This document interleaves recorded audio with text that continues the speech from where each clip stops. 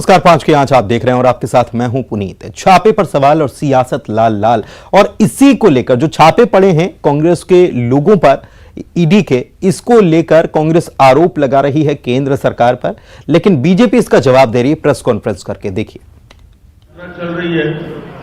मैं तो कहना चाहता हूं कि भूपेश जी अब राष्ट्रीय नेता आ रहे हैं, देश भर के बड़े बड़े नेता छत्तीसगढ़ आ रहे हैं, तो उनको छत्तीसगढ़ में दौरा कराइए, यहाँ भी यात्रा कराइए और यहाँ की सड़कों को जरूर दिखाएं कि छत्तीसगढ़ की सड़कों की हालत क्या है और छत्तीसगढ़ के गौठान में गौ माता की कितनी दुर्दशा है। ये राष्ट्रीय नेता जो हजारों की संख्या में आ रहे हैं उनको जरूर दिखाएं। आज उनके प्रेस कॉन्फ्रेंस में प्रभारी कुमारी शैलजा जी ने कहा कि पत्रकारों की आवाज दबाई जा रही है। मैं प्रश्न करना चाहूंगा, वो छत्तीसगढ़ में अभी नई नई प्रभारी हैं, इसलिए उनको ज्यादा छत्तीसगढ़ की जानकारी नहीं है। मैं कहता हूं कि कांग्रेस सरकार ने पत्रकारों के साथ क्या व्यवहार किया उसकी जानकारी तो ले लेते हैं कि छत्तीसगढ़ में कमल शुक्ला, नीलेश शर्मा, सुनील नामदेव के साथ किस प्रकार व्यवहार हुआ, जेल में डाल दिया गया, मकान तोड़ने की कार्रवाई हुई, पत्रकारों को प्रताड़ित करने का काम छत्तीसगढ़ में कांग्रेस सरकार पूरी तरीके से कर रही है। इसलिए राष्ट्रीय नेताओं और राष्ट्रीय मीडिया के बारे में चर्चा ना करें। कुमारी शैलजा संवेदनशील हैं, राष्ट्रीय प्रभारी हैं, मगर मुझे दुख होता है कि जब रायपुर की इस घटना में, जिसमें एक महिला को सड़क में बाल को पकड़कर घसीटते हुए उसको जख्मी करते हुए 1 घंटे घुमाया जाता है, और उस घटना के बाद कुमारी शैलजा ने पत्रकार वार्ता में कम से कम थोड़े सहानुभूति के 2 शब्द तो बोल दिए होते। ये हालत है छत्तीसगढ़ में पुलिस की और निरंकुश होते अपराधियों का, उसका एक नज़ारा जरूर उन्होंने देख लिया होगा और छत्तीसगढ़ के लॉ एंड ऑर्डर की स्थिति को समझ गई होंगी क्या स्थिति है। भूपेश को इस बात से परहेज है कि राष्ट्रीय अधिवेशन के पहले ईडी के छापे क्यों पड़ रहे हैं। उन्हें आपत्ति है ईडी लगातार नेताओं पर निशाना क्यों लगा रही है। अरे भाई, 4 साल से कोयले की दलाली खाओगे तो ईडी नहीं आएगा तो भारत रत्न के लिए आमंत्रण आएगा क्या? ईडी तो आएगा। 4 साल क्या चल रहा है? और ये तो प्रमाणित तथ्य हो गया, बच्चा बच्चा जानता है 25 रुपया प्रति टन की वसूली हो रही है, और उसके लिए ईडी 24 महीने की प्रक्रिया में धीरे धीरे परत दर परत उखड़ के आ रहे हैं, तो जिन लोगों के नाम है उन लोगों के साथ ईडी तो पूछताछ करेगी भाई, उसमें काहे परहेज करना चाहिए। तो छत्तीसगढ़ में ईडी की कार्रवाई से कांग्रेस में हड़कंप मचा हुआ है, और इसके बाद सीएम भूपेश बघेल ने प्रेस कॉन्फ्रेंस की है और केंद्र सरकार पर जमकर निशाना साधा है। उन्होंने कहा कि विपक्ष की आवाज दबाने की कोशिश की जा रही है और राजनीतिक लाभ के लिए बीजेपी ईडी की रेड करवा रही है, लेकिन बीजेपी ने कहा है कि सबूत के आधार पर ही तो कार्रवाई हो रही है।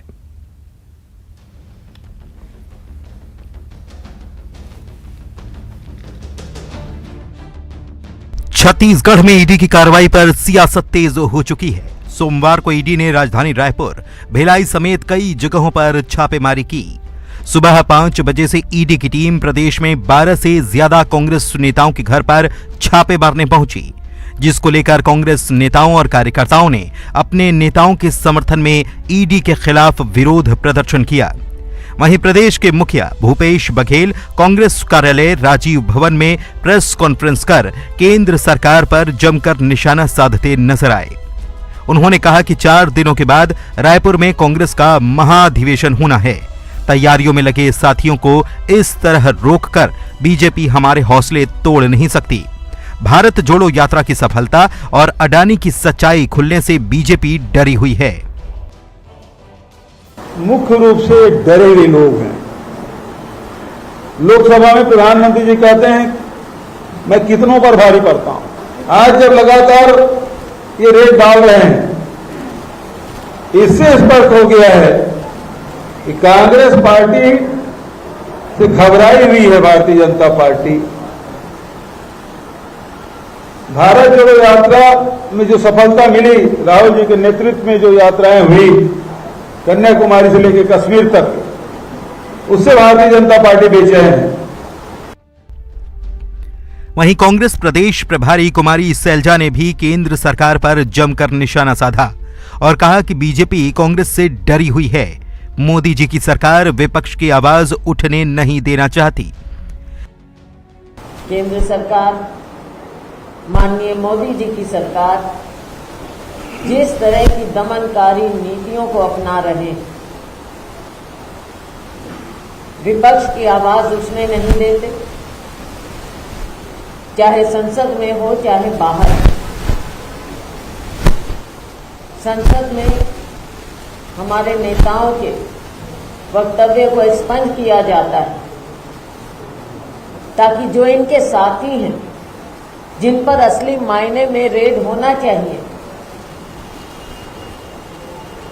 उनके खिलाफ कोई आवाज ना उठे। पीसीसी अध्यक्ष मोहन मरकाम ने भी बीजेपी पर निशाना साधा और कहा कि देश में अलग अलग राज्यों में बीजेपी की सरकारें हैं, लेकिन क्या वहां पर भ्रष्टाचार नहीं हो रहा? लेकिन विपक्षी दलों के राज्यों की सरकारों की यहां छापे मारे जा रहे हैं। कांग्रेस के अधिवेशन को डिस्टर्ब करने छत्तीसगढ़ में ईडी के छापे मारे जा रहे हैं। भाजपा जब राजनीतिक रूप से मुकाबला नहीं कर पाती तो वह ईडी, सीबीआई, आईटी जैसे केंद्रीय एजेंसियों का दुरुपयोग कर रही है। पिछले 8 साल में 3010 छापे ईडी में मारे हैं, 95% छापे विपक्ष पर ईडी में मारे हैं। वहीं कांग्रेस के आरोप पर बीजेपी का पलटवार भी सामने आया। बीजेपी के प्रदेश अध्यक्ष अरुण साव ने कहा कि सबूत के आधार पर ईडी ने कार्रवाई की है। और आइए इसी मुद्दे पर करते हैं चर्चा। हमारे साथ 2 खास मेहमान जुड़े हुए हैं। श्रीचंद सुंदरानी पूर्व बीजेपी विधायक हैं।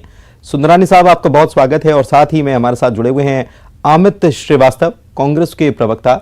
अमित जी, आपका भी बहुत स्वागत है। सुंदरानी साहब, आरोप लग रहे हैं आप लोगों पर। आपकी प्रेस कॉन्फ्रेंस भी अभी पार्टी की तरफ से जो आ रही थी वो भी हमने दिखाई, दर्शकों को सफाई भी देते हुए नजर आए और ये भी कहते हुए नजर आए कि भाई ये जो है ये अधिवेशन को लेकर कोई रार नहीं ठानी है और ये जो ईडी है वो कार्रवाई कर रही है।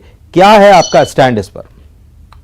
देखिए, निश्चित रूप से जो ईडी की कार्रवाई या इनकम टैक्स की कार्रवाई होती है या सीबीआई की कार्रवाई होती है, ये काफी लंबे समय से जांच पड़ताल चलती है और सारे सबूत इकट्ठे किए जाते हैं। कहीं न कहीं पिछली रेडों में जो सब प्रमाण मिले, सबूत मिले, उसमें कहीं न कहीं कुछ तथ्य उजागर हुए हैं, तभी इस प्रकार की रेड हुई। ये सिर्फ कांग्रेस पार्टी जनता की सहानुभूति प्राप्त करना चाहती है, वो सम्मेलन की आड़ लेना चाहती है।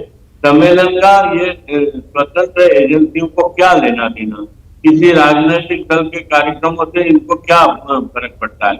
ये तो अपनी कार्रवाई तथ्यों के आधार पे करते हैं, सबूतों के आधार पे करते हैं, बिना सबूत के। और 2-2, 3-3, 4-4 महीने एक का उसका जांच होता है, उसकी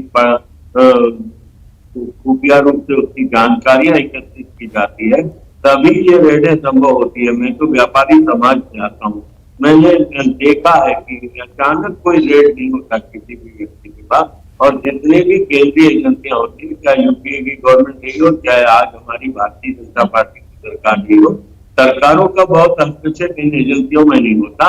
एजेंसी स्वतंत्र रूप से, जिस प्रकार से छत्तीसगढ़ सरकार के खिलाफ कोयले की दलाली, शराब का मुंह पैसा, इस प्रकार के लगातार आरोप लग रहे थे और कोयले की दलाली के तो दस्तावेज सामने आए।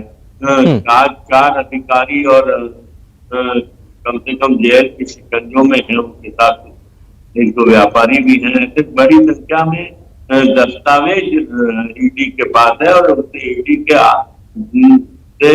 ने जो जब्त किए पिछले दिनों दस्तावेज, उसी के आधार पर ये कार्रवाई हुई है।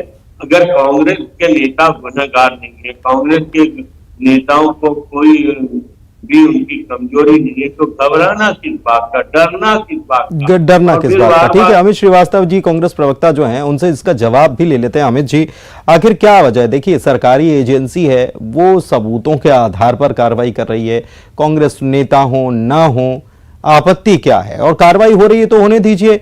आप जाकर बाहर धरना दे रहे हैं, वहां पर कांग्रेस के नेता जो हैं, जिनके घर पर दबिश हुई है, वहां पर उनकी माताजी से हमको मिलना है, उनको परेशान, ये सब क्यों हो रहा है? देखिए, आपके माध्यम से मैं एक ही चीज कहना चाहता हूं कि 2004 से 2014 तक लगभग 112 बार कार्रवाई हुई और 2014 से 2023 तक 3010 छापे मारे ईडी ने, और उसमें 95% जो छापे पड़े वो गैर भाजपाई शासन में पड़े, मतलब बीजेपी वालों के यहाँ छापे पड़े ही नहीं। और सिर्फ सजा जो हुई वो 32 लोगों को ही हुई, मतलब कन्विक्शन रेट जो था वो सिर्फ 32 ही था।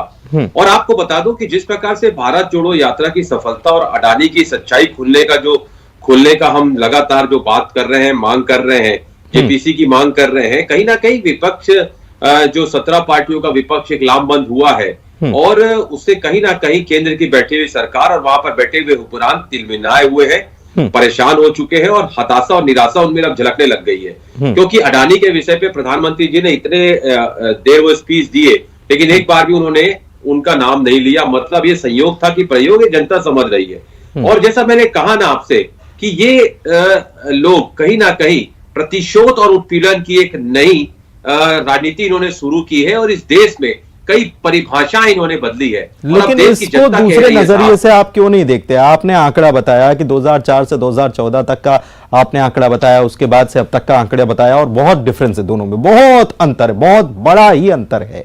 लेकिन आप इसे दूसरे तरीके से क्यों नहीं देखते कि ईडी मजबूत हुई है, वो निगरानी अच्छे से कर रही है और उसको जहां लग रहा है तो वो कार्रवाई कर रही है। और ये बात तो आप और हम दोनों जानते हैं कि अगर कोई सबूत होगा तभी कार्रवाई हो रही होगी, और सबूत नहीं है तो फिर आपके पास खुला है रास्ता न्यायालय जाने का। फिर इस बात का राजनीतिक रूप से फायदा उठाने की कोशिश क्यों? पुनीत जी, बिल्कुल भी नहीं। एज अ सीनियर लॉयर मैं आपको कह सकता हूं कि ऐसा कुछ भी ईडी के पास नहीं है। और आपको मैं एक कहता हूं कि देखिए, 2014 के बाद से इन्होंने हेमंत विश्व शर्मा जी पे आरोप लगाए थे, आज वो उनकी पार्टी के मुख्यमंत्री हैं। इन्होंने शुभंतु राय पे कलकत्ता पे आरोप लगाए थे, आज वो उनके पार्टी के विधायक हैं। उन्होंने रेड्डी बंधु पे आरोप लगाए थे, वो उनकी पार्टी में है। मुकुल रॉय जी पे आरोप लगाए थे, आज उनकी पार्टी में है। तो क्या कहीं ना कहीं ये पहले आरोप लगाते हैं ईडी आईटी और अपने जमाई को आगे कर देते हैं। जो जनता कहती है पुनीत जी की ईडी आईटी सीबीआई भाजपा के 3 जमाई, और ये लोकतांत्रिक प्रक्रिया से चुनाव लड़ते हैं। ईडी आईटी सीबीआई को आगे करके चुनाव लड़ते हैं, और अगर इनकी पार्टी में कोई शामिल हो जाता है तो वो पाक साफ हो जाता है। मतलब भाजपा के कितना भी ये दाग आरोप लगाते रहे, लेकिन जब इनकी वॉशिंग मशीन में धुल जाता है तो मिस्टर क्लीन होके निकल जाता है, और फिर ये उसी को पद देके उपकृत कर देते हैं और केस को रफा दफा कर देते हैं। और आज सिर्फ अगर आप देखेंगे विपक्षियों को डराने धमकाने का ही काम क्यों हो रहा है। आज हमारे 4 दिन बाद हमारा महाधिवेशन है। उस महाधिवेशन में आपके माध्यम से मैं कहना चाहता हूं कि पॉलिटिकल, इकोनॉमिकल, सोशल एम्पावरमेंट और यूथ पे और सोशल जस्टिस पे उस पर डिस्कशन होने वाला था, होने वाला है, और 15,000 से ज्यादा डेलीगेट आ रहे हैं, जिसमें सभी विषयों पर चर्चा होगी। 2023 के चुनाव में भी चर्चा होगी और 2024 के भी चुनाव पर चर्चा होगी। और ये महासम्मेलन निश्चित तौर पे इस देश की दशा और दिशा को भी तय करेगा और एक मील का पत्थर साबित होगा। लेकिन ये तो आपका पर्सनल प्रोग्राम है, ये आपका पर्सनल प्रोग्राम है, कांग्रेस पार्टी का पर्सनल प्रोग्राम है, उससे ईडी को क्या लेना देना? देखिए, मैं वही चीज आपसे कह रहा हूं, exactly you got the point, कि उसको ईडी को क्या लेना देना है। इन्होंने उनको उठाया जिसके ऊपर जवाबदारी थी, और कहीं ना कहीं पार्टी के कोषाध्यक्ष को उठाया जिसके ऊपर सारा चीजों का दामोदार रहता है। कहीं ना कहीं उसको प्रताड़ित करना, उत्पीड़न करना, परेशान करना। अगर आपके पास do you have any proof, documents, evidence है, आप न्यायालय में तो प्रस्तुत कर नहीं पाते। अगर आप कर पाते तो आज आप, जैसा मैंने कहा ना, 3010 केसेस में सिर्फ 32 केस में ही आप फैसला नहीं करा पाते। तो निश्चित तौर पे कहीं ना कहीं आज ईडी जो है, ये हमारे को केंद्र की सरकार हमारे यहाँ छापा डरा के हमको कहीं ना कहीं डराने का काम कर रही है। ठीक है, सुंदरानी साहब के पास उनसे जवाब ले लेते हैं। सुंदरानी साहब, नहीं, मैं आपके पास आऊंगा, आपके पास आ भी रहा हूं, लेकिन सुंदरानी साहब एक बात बताइए, सवाल क्वेश्चन मार्क ईडी की कार्रवाई पर हो रहे हैं, तो ईडी की तरफ से सफाई आने के बजाय आप लोग ईडी की तरफ से सफाई देने के लिए प्रेस कॉन्फ्रेंस कर रहे हैं। प्रवक्ता हो गए भाजपा के नेता ईडी के। ये भी नहीं है ना, हम उसमें डिटेल में जानना चाहते हैं ना ईडी की कार्रवाई ने क्या दस्तावेज जब्त किए, क्या कार्रवाई कर रही है, क्योंकि एक राजनीतिक दल पे आरोप लग रहा है, कांग्रेस पार्टी लगातार आरोप लगा रही है, तो हम जवाब देने भी ना आए क्या? जवाब देने का अधिकार है। मैं भी अमित श्रीवास्तव जी को सुन रहा था और भी कांग्रेसी नेताओं को, माननीय मुख्यमंत्री जी को और शैलजा जी को भी सुना। मान लो प्रदेश में कोई अपराधी है, कोई गांजे की तस्करी करता है, कोई शराब की तस्करी करता है, कोई चाकूबाजी की घटना करता है और उस परिवार में शादी हो, तो क्या उसके ऊपर कार्रवाई रोक देगी क्या सरकार? ये तो सतत चलने वाली प्रक्रियाएं हैं। ये ईडी की कार्रवाई हो या इनकम टैक्स की कार्रवाई हो, ये सब चीजें नहीं देखती कि कौन सा राजनीतिक सम्मेलन होगा, कोई सम्मेलन होने वाला है, राष्ट्रीय स्तर का सम्मेलन होने वाला है, सारे नेता आने वाले हैं। ये कभी भी आरोपियों के खिलाफ कार्रवाई होती नहीं है। अगर कोई उनके पास तथ्यात्मक आरोप है तो निश्चित रूप से वे कार्रवाई कर रहे हैं, और कार्रवाई कर रहे हैं। अगर कार्रवाई गलत होगी तो न्यायालय में जाए, दूध का दूध पानी का। हाँ, तो ये बात तो अमित जी भी कह रहे हैं कि कन्विक्शन रेट जो 32 है, ये गलत नहीं हूं मैं अमित जी? आपने 32 बताया था, ठीक है ना? 32 है। तो मेरा फिर यहां पर सवाल ये उठ रहा है, आप कह रहे हैं कि सबूत नहीं है और ईडी परेशान करने का काम कर रही है, तो ठीक है, कर लेने दीजिए। जब पाक साफ है तो पाक साफ ही निकलेंगे। ये सेंट्रल एजेंसी है, जांच कर रही है। मुझसे पूछ रहे हैं? हाँ जी। देखिए, ईडी निष्पक्ष तरीके से अगर जांच करे तो उसका स्वागत है, लेकिन उन्होंने एक भी, जिस प्रकार से आज ईडी जो है वो एक्सटर्मिनेटेड डेमोक्रेसी हो गया है, जैसे कहते हैं ना, पॉलिटिक्स ऑफ हेरेसमेंट चालू हो गया है इस देश में। और थर्ड डेट जो पॉलिटिक्स है, निम्न स्तर पॉलिटिक्स जो चल रही है इस देश में पिछले 9 सालों से। तो साहब, आपके माध्यम से भी मैं कहना चाहता हूं, हम गांधी विचारधारा को मानने वाले लोग हैं, लेकिन हमारी सराफत को आप कमजोरी मत समझे साहब। वक्त बदलेगा जरूर। आज जितना आपको प्रताड़ित करना है कर लीजिए, जितने छापे मारना है मार लीजिए। और आपने कहा ना साहब, सुंदरानी जी मेरे बड़े भाई है, मैं उनका बहुत सम्मान करता हूं, लेकिन आपने कहा ना कि कार्रवाई देख के नहीं होती। मारिए आप अडानी जी के पोर्ट पे छापा, जहां 20-20 हजार करोड़ रुपए के ड्रग्स आते हैं, आप उनके ऊपर कार्रवाई करने में आपके हाथ कांपते हैं। तो देश लोकतंत्र चलेगा साहब। लोकतंत्र को कलंकित करने का काम मत करिए, लोकतंत्र की हत्या करने का काम मत करिए। पुलिस जी, इस देश की जनता कह रही है, इस देश में लोकतंत्र की हत्या निरंतर जारी है और बीजेपी लोकतंत्र की हत्यारी है। देखिए सुंदरानी साहब, एक बहुत बड़ा सवाल अमित श्रीवास्तव जी ने इससे पहले उठाया था और उन्होंने कहा था कि बीजेपी एक ऐसी वॉशिंग मशीन है, और बार बार ये सवाल उठता है कि वहां कोई ज्वाइन कर लेता है तो सब कुछ पाक साफ होकर निकलता है। एक बात मुझे बताइए कि आपकी पार्टी में जो नेता, बहुत बड़ी पार्टी हो गई और बहुत सारे लोग जो पार्टी में नहीं थे उनके शामिल होने के बाद बहुत बड़ी पार्टी हो गई। मध्य प्रदेश, छत्तीसगढ़ हमने देखा, बहुत बदलाव कर दिया आपने। लेकिन यह बताइए कि ये क्या सब पाक साफ थे और इनके ऊपर कार्रवाई हुई थी तो उसका नतीजा क्या निकला? वो जनता जानना चाहती है ना, उनके ऊपर कार्रवाई हो तो कुछ हुआ कि नहीं हुआ उसका? देखिए, जो एक बार किसी के खिलाफ केस रजिस्टर हो जाता है तो क्या वो वापस होता है क्या? या भारतीय जनता पार्टी की सरकार ने कोई किसी का केस वापस लिया क्या? नहीं, तो उसका कन्विक्शन कुछ नहीं हुआ, ये आरोप लगा रहे हैं अमित जी। अमित जी गलत तो नहीं? नहीं, जांच के दायरे में है। जांच किसी की रुकती नहीं, चाहे अपराधी। तो वो जांच पूरी क्यों नहीं हो रही है? केंद्र में आपकी सरकार है तो वो जांच पूरी क्यों नहीं हो रही है? क्योंकि वो आपके लोग हैं, इसलिए आरोप लग रहा है कि आपके लोगों को आप बचाने का काम कर रहे हैं। जांच है लेकिन उसको ठंडे बस्ते में, देखिए एक शब्द है, जांच को ठंडे बस्ते में डाल देना। वो कर रहे हैं क्या? भारतीय जनता पार्टी जी हमेशा मूल्यों पर राजनीति करती है, इस प्रकार का काम नहीं करती कि अपने लोगों को छुड़ा दे। जो गुनहगार है वो। अमित जी कोई सवाल है क्या इसी से रिलेटेड? आज एक भी आरोप लगा पाएगा? मैं अमित श्रीवास्तव जी और सभी कांग्रेस नेताओं से मेरा एक सवाल है कि क्या देश भर में मोदी की सरकार के खिलाफ 9 साल से कोई कार्रवाई, कोई आरोप लगा क्या? कोई भ्रष्टाचार का आरोप लगा पाए क्या मोदी जी के ऊपर? अच्छा, इसलिए मैं कहता हूं, हम कहें कि हम आ भी भरेंगे तो ये करेंगे बदनाम, और एक कत्ल भी करेंगे तो उसकी चर्चाएं नहीं चाहते। आखिर क्यों? ये देश में दोहरा मापदंड नहीं चलेगा। अगर आपने उत्पीड़न और प्रतिशोध की राजनीति चालू कर दी है तो ये दुखद है। वक्त बदलेगा जरूर, और मैं आपके माध्यम से नहीं, लेकिन अमित जी अगर आप कह रहे हैं कि वक्त बदलेगा जरूर, तो कहीं सीख तो नहीं ले रहे हैं आप? और सीखने के बाद कोई और सिखा दे, पाठ पढ़ा दे, तो उसको इंप्लीमेंटेशन करने की तो तैयारी नहीं है, क्योंकि आप बोल इसी अंदाज में रहे।